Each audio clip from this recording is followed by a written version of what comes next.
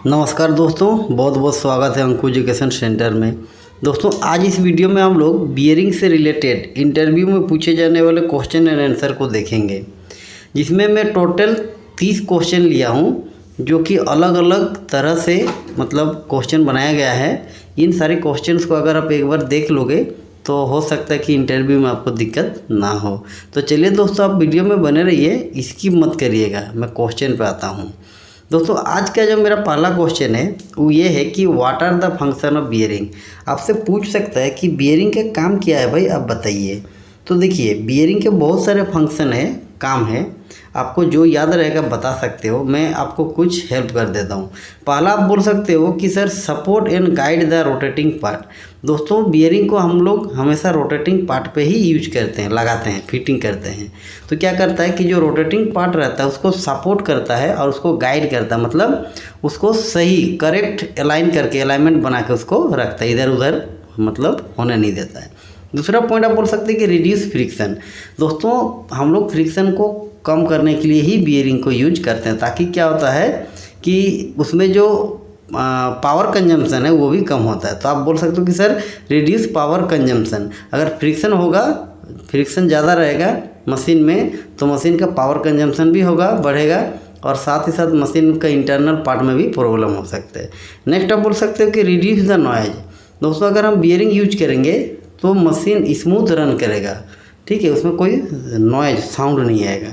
तो इस तरह से आप 2-4 पॉइंट बता सकते हैं कि सर ये सारे पॉइंट जो है बियरिंग का फंक्शन है। नेक्स्ट क्वेश्चन आपसे पूछ सकते हैं what type of load act on bearing. कहेगा कि बियरिंग में किस टाइप का लोड लगता है, बताइए।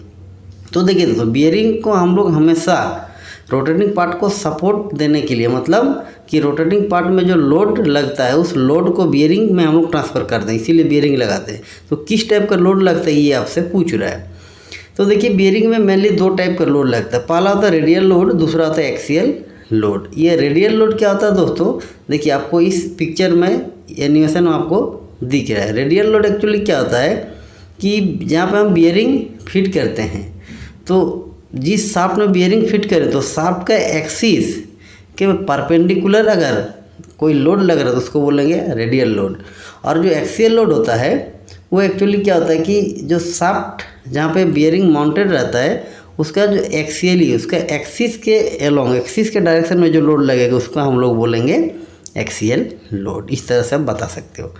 नेक्स्ट क्वेश्चन आपसे पूछ सकते हैं classify the rolling contact bearing. बोलेंगे कि रोलिंग कॉन्टैक्ट बियरिंग जो होता है वो कौन कौन सा होता है, आप बताइए। तो देखिए, रोलिंग कॉन्टैक्ट बियरिंग में मेनली 2 टाइप के बियरिंग आते हैं। एक आता है बॉल बियरिंग और दूसरा आता है रोलर बियरिंग। बाकी जो बियरिंग है वो सारे बियरिंग आपको स्लाइडिंग कॉन्टैक्ट बियरिंग में आते हैं। नेक्स्ट क्वेश्चन आपसे पूछ सकता है तुरंत कि how many type of bearing. आप बताइए कि बियरिंग के कितने टाइप है। तो देखिए, इसमें आप बता सकते हो कि सर बियरिंग का मेनली 2 ही टाइप होता है। पहला होता है फ्रिक्शनल बियरिंग, दूसरा होता है एंटी फ्रिक्शनल बियरिंग। ये फ्रिक्शनल बियरिंग और एंटी फ्रिक्शनल बियरिंग को थोड़ा सा आपको समझना पड़ेगा। देखिए, जो फ्रिक्शनल बियरिंग होता है ना, वो जैसे बूश हम लोग फिटिंग करते हैं शाफ्ट में, या बूश बियरिंग आप बोल सकते हो। ये जो जनरल बियरिंग होता है, बहुत बड़ा लोड को सपोर्ट करने के लिए, गाइड करने के लिए यूज किया जाता है। ये सब क्या है कि फ्रिक्शनल बियरिंग है। और जो भी रोलर बियरिंग या बॉल बियरिंग आता है, ये सारा एंटी फ्रिक्शनल बियरिंग है। इस तरह से आप बता सकते हो।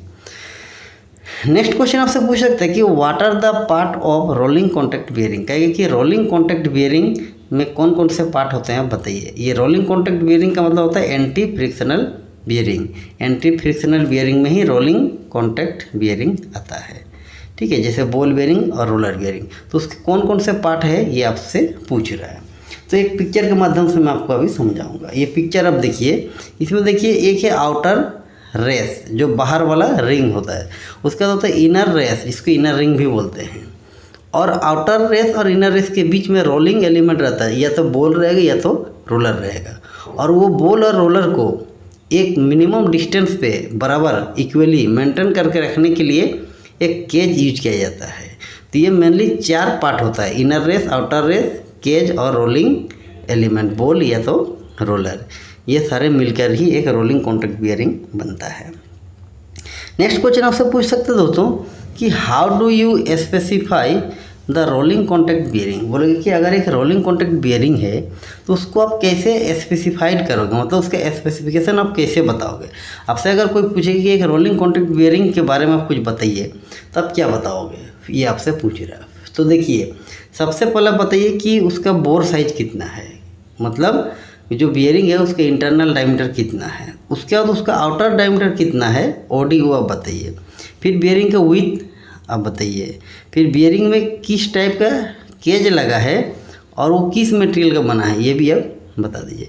फिर आप बताइए कि बियरिंग का क्लियरेंस। तो ये सारा चीज़ मिलकर ही किसी भी बियरिंग का जो स्पेसिफिकेशन होता है वो बनता है। ठीक है। नेक्स्ट क्वेश्चन आपसे पूछ सकता है कि what is the maximum operating temperature of rolling contact bearing. कह रहे कि रोलिंग कॉन्टैक्ट बियरिंग का मैक्सिमम ऑपरेटिंग टेम्परेचर कितना होता है। ये जो बॉल बियरिंग या रोलर बियरिंग होता है वो मैक्सिमम कितना टेम्परेचर तक वो रन कर सकता है, चल सकता है, ये आपसे पूछ रहा है।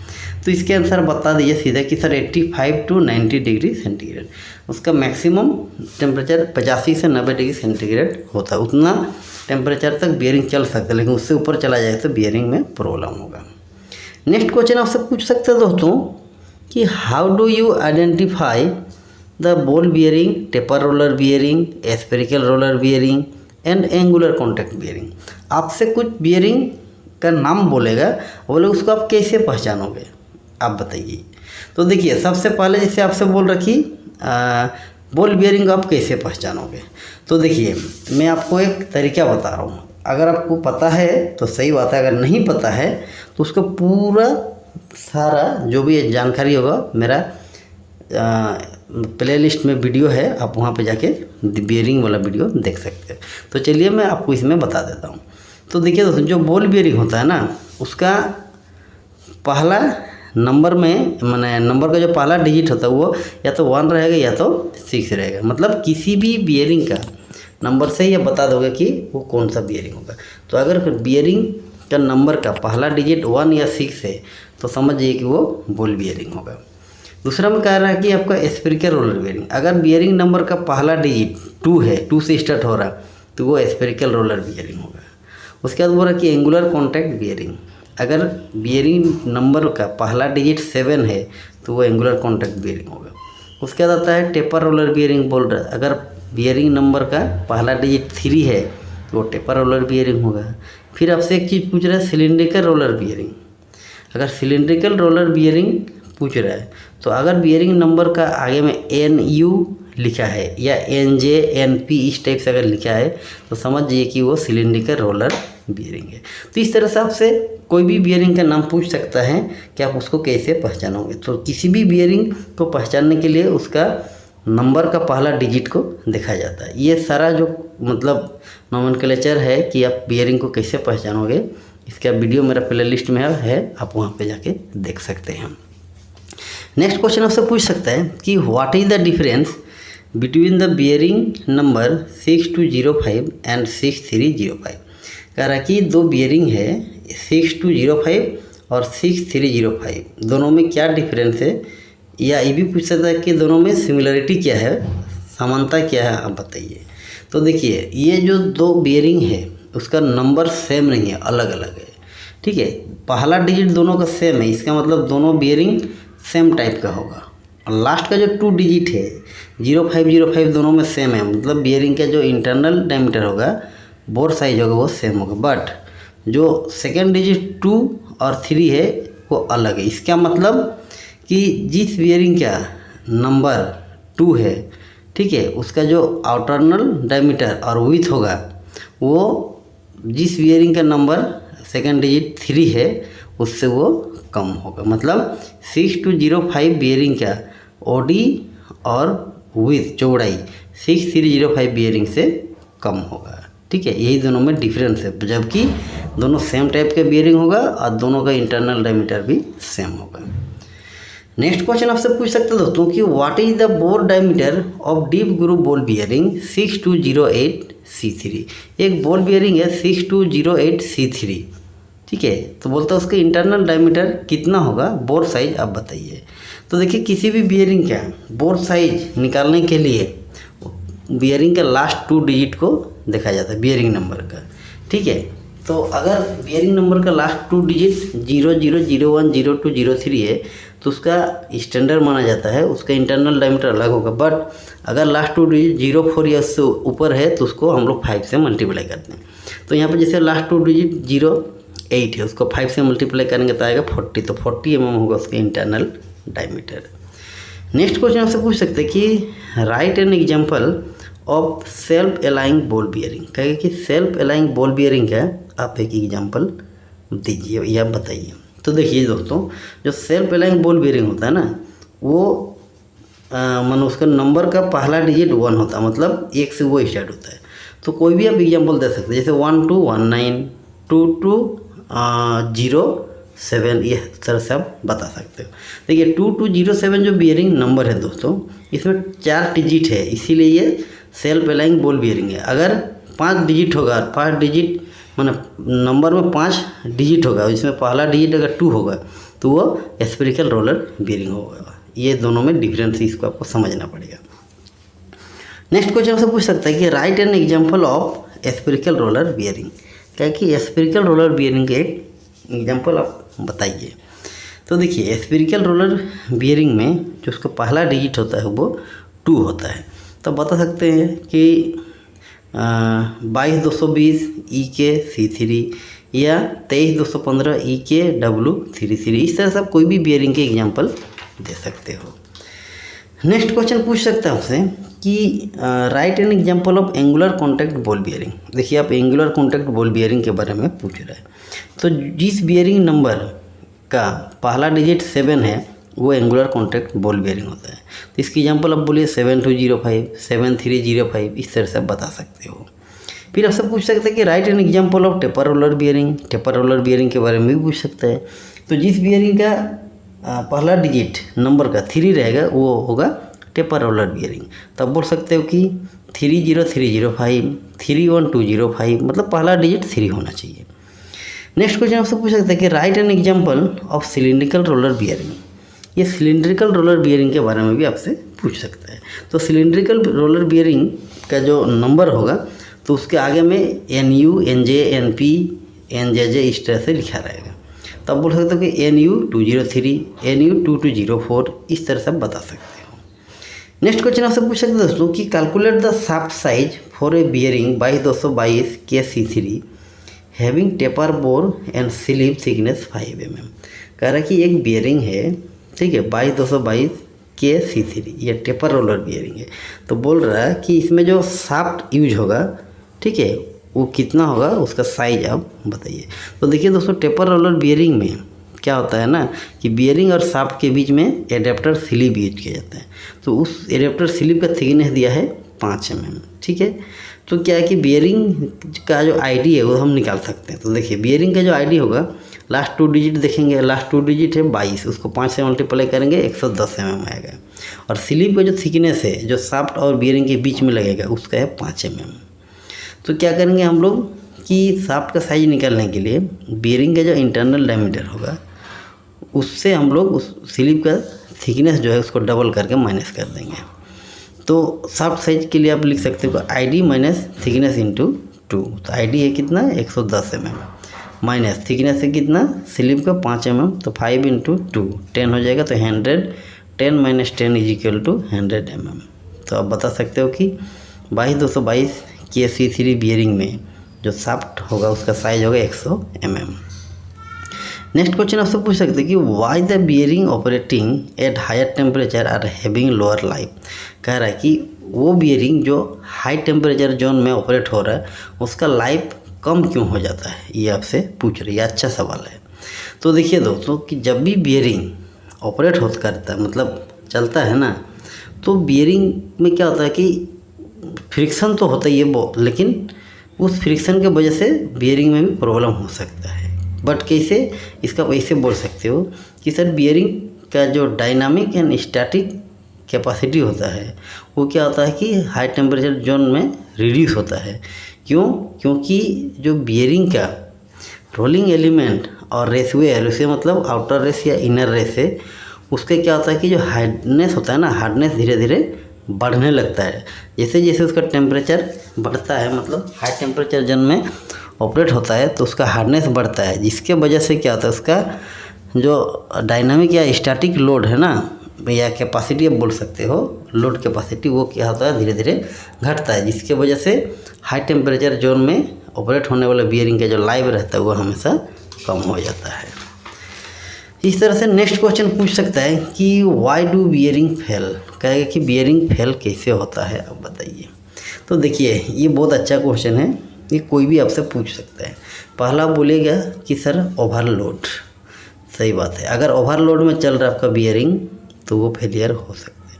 फिर आप बोल सकते हो ओवर लुब्रिकेशन, बहुत ज़्यादा लुब्रिकेशन अगर, देखिए दोस्तों बियरिंग में हम लोग ग्रीस लुब्रिकेशन करते हैं, कहीं कहीं ऑयल लुब्रिकेशन भी होता है, तो अगर हम बहुत ज़्यादा ग्रीस उसमें दे देंगे ना तो भी बियरिंग का लाइफ कम हो जाता है, वो फेल हो सकता है। या हाई टेम्परेचर, अभी आप बोल सकते हो हाई टेम्परेचर में अगर बियरिंग चल रहा है तो भी वो फेल हो सकता है। फिर आप बोल सकते हो वाइब्रेशन फॉर लॉन्ग टाइम, अगर बहुत लंबा समय तक वाइब्रेशन हो रहा है मशीन में तो भी बियरिंग का लाइफ कम हो जाता है, बियरिंग फेल हो जाता है।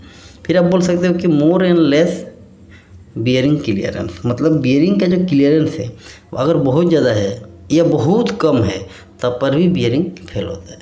फिर आप बोले कि जर्क और फैटिक लोड, अगर आपका मशीन में कंटिन्यूसली जर्क हो रहा है या मशीन में फैटिक लोड लग रहा है, उसके वजह से भी आपका मशीन में जो बियरिंग है वो डैमेज हो सकता है। नेक्स्ट आप बोल सकते हैं इम्प्रॉपर इंस्टॉलेशन, सही बात है, अगर बियरिंग को सही से आप इंस्टॉल नहीं किए, फिट नहीं किए तो भी वो फेल हो सकता है।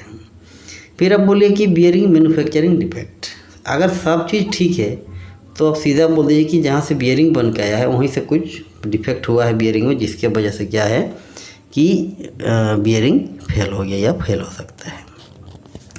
नेक्स्ट क्वेश्चन आपसे पूछ सकता है कि why do vibration occur in machine, बोले कि मशीन में वाइब्रेशन क्यों होता है, ये आप बताइए। तो देखिए मशीन में वाइब्रेशन होने के बहुत सारे रीजन, पहला है कि बियरिंग ओवरलोडिंग, अगर बियरिंग ओवरलोडिंग में चल रहा है तो मशीन में वाइब्रेशन होगा, ये फैक्ट है। फिर आप बोल सकते हैं कि रॉन्ग और miss application of the bearing, अगर बियरिंग गलत लगाए हैं या सही एप्लीकेशन नहीं है बियरिंग का तब पर भी मशीन में वाइब्रेशन हो सकता है। फिर आप बोले मिसलाइनमेंट की वजह से भी होता है। लैक ऑफ लुब्रिकेंट, अगर बियरिंग में लुब्रिकेंट सही से नहीं है तब पर भी मशीन में वाइब्रेशन होगा। इम्प्रॉपर लुब्रिकेशन, अगर जो लुब्रिकेशन की ज़रूरत है वो अगर आप नहीं यूज कर रहे हो, दूसरा लुब्रिकेशन दे रहे हो या जितना होना चाहिए उतना नहीं दे रहा, तब पर भी क्या होगा कि मशीन में वाइब्रेशन स्टार्ट हो जाएगा। फिर आप बोल सकते हो कॉन्टामिनेशन इन लुब्रिकेशन, आपका जो लुब्रिकेशन है ग्रीस या ऑयल है उसमें अगर कॉन्टामिनेशन है तब पर भी बियरिंग में जाके वो क्या करेगा, फ्रिक्शन बढ़ाएगा, जिसकी वजह से मशीन का वाइब्रेशन बढ़ जाएगा। नेक्स्ट क्वेश्चन आपसे पूछ सकते हैं कि list down the reason for bearing seize, बोले कि बियरिंग अगर सीज हो गया या सीज हो जाता है तो किस कारण से होता है, आप बताइए। सीज होने का मतलब कि बियरिंग का जो रोलिंग एलिमेंट है वो पूरा निकल जाता है, बियरिंग एकदम डेथ हो जाता है बोला जाए तो पहला पॉइंट आप बोले कि लैक ऑफ लुब्रिकेशन, अगर उसमें लुब्रिकेशन नहीं है दोस्तों तो बियरिंग सीज होगा 100%। दूसरा है लेस क्लियरेंस, अगर बियरिंग का क्लियरेंस बहुत कम है तब पर भी बियरिंग सीज हो सकते हैं। फिर आप बोले ओवर स्पीड, अगर बियरिंग का स्पीड बहुत ज़्यादा है तब पर भी बियरिंग सीज हो सकता है। या ओवरलोड आप बोलिए तब पर भी बियरिंग सीज हो सकते हैं। फिर आप बोले कॉन्टामिनेशन इन लुब्रिकेशन, अगर लुब्रिकेशन में कॉन्टामिनेशन है, कॉन्टामिनेंट है आपका लुब्रिकेंट, तब पर भी बियरिंग सीज हो सकता है, क्योंकि वो फ्रिक्शन को बढ़ा देगा जिससे कि बियरिंग का टेम्परेचर बढ़ जाएगा और बियरिंग सीज हो सकता है। नेक्स्ट क्वेश्चन आपसे पूछ सकता है दोस्तों कि what do you mean by the term bearing clearance, भाई कि कहेगा कि बियरिंग का जो क्लियरेंस है इस टर्म से आप क्या समझते हो, बियरिंग क्लियरेंस का मतलब क्या है। तो देखिए इसको मैं आपको समझा रहा हूँ कि gap between outer race and rolling element, मतलब बियरिंग का जो आउटर रिंग रहता है और जो रोलिंग एलिमेंट बोल या रोलर है, दोनों के बीच का जो भी गैप होगा उसी को बोला जाता है बियरिंग का क्लियरेंस। नेक्स्ट क्वेश्चन पूछ सकते हैं कि what factor do affect the bearing life, क्या कि कौन कौन सा ऐसा फैक्टर्स है जिससे बियरिंग का जो लाइफ है उस पर प्रभाव पड़ता है, इफेक्ट पड़ता है। पहला तो ऑपरेटिंग स्पीड, सही बात है भाई, आप मशीन का जो स्पीड है वो कितना रखे हैं या कितना स्पीड में वो चल रहा है उसके हिसाब से आपको बियरिंग का सिलेक्शन करना पड़ेगा, नहीं तो वो क्या करेगा, बियरिंग के लाइफ पे इफेक्ट करेगा। उसके बाद आता है ऑपरेटिंग इन्वायरमेंट, आपका जो बियरिंग ऑपरेट हो रहा है किस इन्वायरमेंट में हो रहा है, बहुत ज़्यादा डस्ट है, वाटर है, हीट है, मॉइस्चर है, किस एरिया में आपका बियरिंग ऑपरेट हो रहा है उस पर भी डिपेंड करता है। फिर ये लोड ऑन बियरिंग, बियरिंग पे लोड कितना, अगर आपका बियरिंग ओवरलोड में चल रहा है तो बियरिंग का लाइफ क्या है कि वो ख़त्म हो जाएगा। फिर आता है टाइप ऑफ लुब्रिकेंट, आपका बियरिंग का जो लुब्रिकेंट कैसे, आप किस टाइप को उसमें लुब्रिकेंट यूज करें। अगर आपसे ऑयल लुब्रिकेशन के लिए बोला है और आप ग्रीस यूज कर रहे हैं तब पर भी उसका जो लाइफ है उस पर इफेक्ट पड़ेगा। इस तरह से आप इंटरव्यू में बता सकते हो। नेक्स्ट क्वेश्चन आपसे पूछ सकते हैं दोस्तों कि how do you calculate the grease required for relubrication of a bearing. कहा गया कि किसी भी बियरिंग में अगर हम ग्रीस को री लुब्रिकेशन करेंगे, मतलब कि कुछ टाइम पीरियड के बाद एक फ्रीक्वेंसी सेट करके अगर हम उसमें ग्रीस करेंगे तो वो फ्रीक्वेंसी हम कैसे कैलकुलेट करेंगे, ये आपसे पूछ रहा है। तो इसका एक फार्मूला है दोस्तों कि अगर किसी बियरिंग में रीलुब्रिकेशन करना है तो हम कितना करेंगे वो ग्राम में निकलता है एक फार्मूला। इसका फार्मूला ये है कि bearing OD into bearing width into 0.005। अगर बियरिंग का आउटर डायमीटर विथ को मल्टीप्लाई करके 0.05 से मल्टीप्लाई कर देंगे तो जो वैल्यू आएगा वही उस बियरिंग में जो रीलुब्रिकेशन क्वांटिटी होगा ग्राम में बताएगा। नेक्स्ट क्वेश्चन आपसे पूछ सकते हैं कि what factor bearing relubrication and frequency depend. कह रहा है कि बियरिंग का जो रीलुब्रिकेशन होता है या उसका जो फ्रीक्वेंसी होता है कि 7 दिन 10 दिन 20 दिन बाद हमको करना है, वो कौन कौन सा फैक्टर पे डिपेंड करता है। ऐसा तो नहीं कि अपना मन से हम उसका फ्रीक्वेंसी सेट कर देंगे, नहीं ऐसा नहीं होता है। तो पहला था कि बियरिंग ऑपरेटिंग स्पीड, बियरिंग कितना स्पीड पर ऑपरेट होगा वो देखना पड़ेगा। दूसरा था बियरिंग ऑपरेटिंग इन्वायरमेंट, बियरिंग किस इन्वायरमेंट पे ऑपरेट हो रहा है वो भी आपको देखना पड़ेगा। उसके बाद आता है कि operating temperature, bearing hot zone में ऑपरेट होगा या कोल्ड जोन में, ये आपको देखना पड़ेगा। फिर आता है बियरिंग ऑपरेटिंग वाइब्रेशन, बियरिंग जहाँ पे ऑपरेट होगा उसका वाइब्रेशन वहाँ पे कितना होगा ये भी डिपेंड करता है, ये भी एक फैक्टर है। फिर कह रहा है कि बियरिंग ऑपरेटिंग आवर्स, बियरिंग कितना समय तक चलेगा, मतलब ऐसा तो नहीं कि बियरिंग 24/7/365 चल रहा है या बीच में मशीन बंद हो रहा है, बियरिंग को रेस्ट मिल रहा है, ये भी एक फैक्टर है। ये बहुत सारे फैक्टर्स को देख के ही बियरिंग का लुब्रिकेशन और फ्रीक्वेंसी सेट किया जाता है। नेक्स्ट क्वेश्चन आपसे पूछ सकते हैं कि where do use the insulated bearing. कह रहे कि इंसुलेटेड बियरिंग को कहाँ पे यूज किया जाता है बताइए। देखिए दोस्तों, ऐसा बियरिंग जो इंसुलेटेड रहेगा उससे करंट पास नहीं होगा, इस तरह से बियरिंग बोल रहा आप कहाँ पे यूज करोगे। तो इसके आंसर है अल्टरनेटर एंड VFD मोटर। ये इलेक्ट्रिकल आइटम्स अल्टरनेटर और VFD मोटर्स वगैरह में इंसुलेटेड बियरिंग को यूज किया जाता है।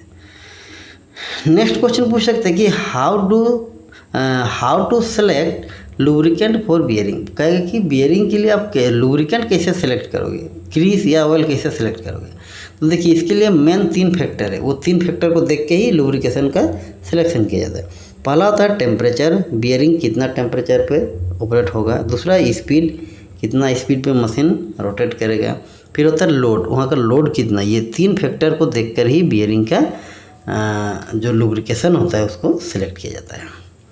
नेक्स्ट क्वेश्चन आपसे पूछ सकते हो कि which type of bearing is use for heavy load and high speed application.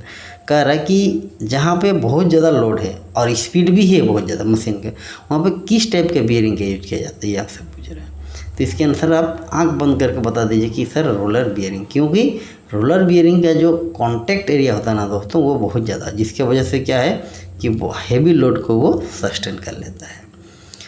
Next question आपसे पूछ सकते हैं कि what are the different type of lubrication methods for bearing. कहेगा कि बियरिंग में जो हम लुब्रिकेशन करते हैं तो उसके लिए कितना मेथड्स है, कितना तरीका है जिससे हम बियरिंग में लुब्रिकेशन करते हैं। पहला तो ग्रीस लुब्रिकेशन, बियरिंग में हम ग्रीस लुब्रिकेशन करते हैं। उसका तो था ऑयल लुब्रिकेशन, ग्रीस में ऑयल, बियरिंग में ऑयल का भी लुब्रिकेशन होता है। फिर आता है सॉलिड लुब्रिकेशन, बियरिंग में सॉलिड लुब्रिकेशन भी होता है दोस्तों। ये 3 चीज़ है, आप बता सकते हो। नेक्स्ट क्वेश्चन पूछ सकता है कि how do you measure bearing clearance. बोलेगा कि बियरिंग का क्लियरेंस आप कैसे मेजर करोगे या कैसे मेजर करते हो। तो आप बोल दीजिए कि sir by feeler gauge. Feeler gauge एक मेजरिंग इंस्ट्रूमेंट है दोस्तों, जिससे हम लोग बियरिंग का क्लियरेंस को मेजर करते हैं। नेक्स्ट क्वेश्चन आपसे पूछ सकता है कि what are the sign of bearing failure. कहेगा कि बियरिंग अगर फेल हो रहा है तो क्या क्या सिग्नल देगा कि हम फेल हो रहे हैं, मतलब हम डैमेज हो रहे हैं, ये आपसे पूछ रहा है। तो पहला कि इंक्रीज नॉइज। दोस्तों वहाँ का जो साउंड है वो बहुत ज़्यादा बढ़ जाएगा, मतलब साउंड अबनॉर्मल टाइप का आएगा, ठीक है।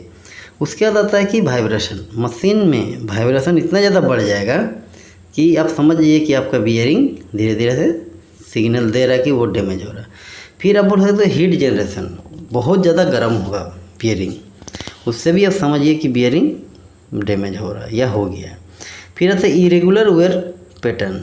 उस जगह पे क्या होगा कि इरेगुलर वेयर आउट होना चालू हो जाएगा, मतलब वहाँ पे मार्किंग आएगा, स्क्रैच टाइप का आएगा। इससे भी आपको पता होना चाहिए कि बियरिंग डैमेज हो रहा है। फिर आप बोल सकते हो कि रिड्यूस एफिशिएंसी और परफॉर्मेंस, मतलब मशीन का जो एफिशिएंसी वो धीरे धीरे घटने लगेगा, उसको परफॉर्मेंस अच्छा नहीं रहेगा, तभी आप समझिए कि बियरिंग में प्रॉब्लम हो रहा है। तो इस तरह से बहुत सारे फैक्टर्स है इसको बता सकते हो कि भाई ये सारा सिग्नल से हमको पता चलता है कि बियरिंग धीरे धीरे फेल हो रहा है। तो आई होप दोस्तों आज का जो सेट था मेरा बियरिंग वाला ये आपको अच्छा लगा होगा। अगर अच्छा लगा तो वीडियो को आप लाइक और शेयर करिएगा। और आप लोगों से मैं एक रिक्वेस्ट करता हूँ कि चैनल में अगर आप नए हो तो चैनल को सब्सक्राइब करके ऑल पे क्लिक करिएगा, ताकि मेरा जो भी वीडियो आएगा उसका नोटिफिकेशन सबसे पहले आप तक पहुँच सके। धन्यवाद।